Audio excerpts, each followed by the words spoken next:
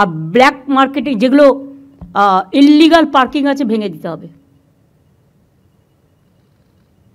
কেউ কেউ টাকা খেয়ে ইললিগাল পার্কিং দিয়ে দিচ্ছে।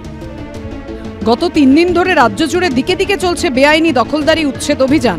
আর বৃহস্পতিবার পার্কিং নিয়ে মুখ্যমন্ত্রীর বার্তার পর শহরের উত্তর থেকে দক্ষিণ শুরু হলো বেআইনি পার্কিং বন্ধের উদ্যোগ। শ্যামবাজারে রাজা দীনেন্দ্র স্ট্রিটে বেআইনি পার্কিং হঠাতে তৎপরতা দেখা গেল পুলিশের তরফে। রাজা দীনেন্দ্র স্ট্রিটের বিভিন্ন জায়গায় এরকমই গাড়ি দাঁড়িয়ে রয়েছে যেগুলো অবৈধ পার্কিং, এবং এই অবৈধ পার্কিং বন্ধ করার জন্য কলকাতা পুলিশের তরফ থেকে হাতে ক্ল্যাম্প নিয়ে পুলিশ আধিকারিকরা রয়েছেন। কোথাও কোনো অবৈধ পার্কিং দেখলেই সেটা কিন্তু সরানোর প্রক্রিয়া চলছে। ফুটপাতে যে সমস্ত মোটর বাইক রাখা ছিল সেই বাইকগুলিকেও বাড়ির ভেতরে ঢুকিয়ে দিতে বলা হয়। বাড়ির যারা গাড়ির মালিক তাদেরকে স্পষ্ট নির্দেশ দেওয়া হচ্ছে যে এখানে ভবিষ্যতে গাড়ি রাখলে, আমি দেখাবো ছবিটা, ফুটপাত থেকে গাড়ি বার করে গাড়ির মালিক তিনি বাড়ির ভেতর ঢুকিয়ে দিলেন। दादा गाड़ी तो हम लोग यहाँ पार्किंग का फीस देने लग रहे हैं। फीस काके देन?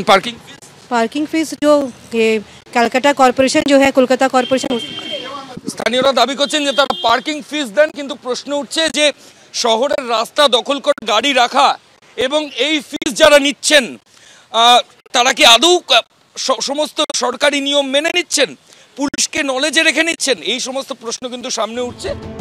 মেয়র রোডও দেখা গেল একই ছবি। রাস্তার ওপরই যেখানে সেখানে গাড়ি পার্কিং দেখলেই কড়া ব্যবস্থা নিল পুলিশ।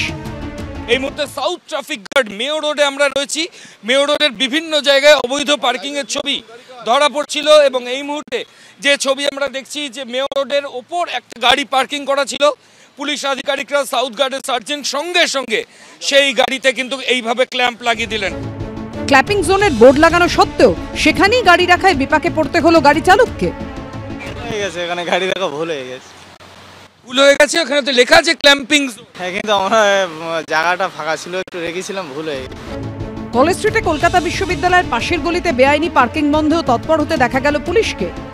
এই মুহূর্তে একটি গাড়ির প্রথমে পুলিশের তরফে কিন্তু পুরো কভার সরানো হলো, গাড়ির নাম্বার প্লেট যেটা রয়েছে সেটার ছবি তোলা হলো, তারা সেটাকে রেকর্ড রাখলেন, এবং তারপরে দেখা যাচ্ছে যে রেকার দিয়ে সেই গাড়িগুলো কিন্তু তোলা হচ্ছে।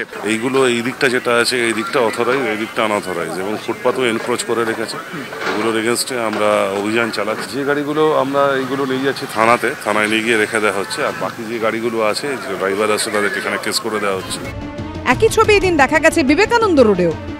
শহর জুড়ে বিভিন্ন ফুটপাত বা বেআইনিভাবে পার্কিং করা গাড়িকে শুধুমাত্র বাজেয়াপ্ত নয়, যে সমস্ত গাড়ি দাঁড়িয়ে রয়েছে সেখানকার গাড়ি চালকদেরকে ডেকে তাদের যে ড্রাইভিং লাইসেন্স রয়েছে সেগুলোকে পরীক্ষা যেমন করা হচ্ছে, তার পাশাপাশি ইনস্ট্যান্ট তাদের কাছ থেকে কিন্তু জরিমানা করা হচ্ছে, তাদেরকে কেস দেওয়া হচ্ছে। বেআইনি পার্কিং এর ব্যাপারে যদি সরকার কোনো উপযুক্ত ব্যবস্থা নেয় তাতে আপত্তিকারক কিছু নেই, কিন্তু এই বেআইনি পার্কিং এর ব্যাপারেও পক্ষপাতিত্ব যাতে না হয় এটা দেখা দরকার, যাতে এলাকার ভিত্তিতে বিভিন্ন রকম ব্যবস্থা নেওয়া তা যাতে না হয়।